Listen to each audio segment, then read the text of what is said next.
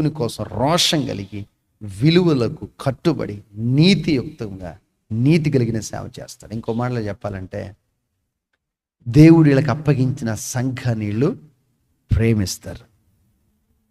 ఏం చేస్తారు? వీళ్ళు ప్రేమిస్తారు. దేవుడు సంఘాన్ని ఎవరికి అప్పగించాడు? అంతే కదా. సంఘము ఎవరు? బాగా ఆలోచించండి. దేవుని భార్య. సంఘం ఎవరు చెప్పండి? దేవుని భార్య. ఆయన భార్యను కొద్ది కాలం నీకు అప్పగిస్తున్నాను, నా భార్య నీకు అప్పగిస్తున్న కొద్ది కాలం జాగ్రత్తగా చూసుకో. ఆమెకేమి కావాలో, ఆమెకేం అవసరమో అది నువ్వు అందించి ఆమెకిచ్చి నువ్వు జాగ్రత్తగా చూసుకుంటే నేను నీకు పరలోకంలో బహుమానాలు ఇస్తాను. నా భార్యతో అమర్యాదగా ప్రవర్తించిన, నా భార్యను సరిగ్గా మీరు చూసుకోకపోయినా మీకేం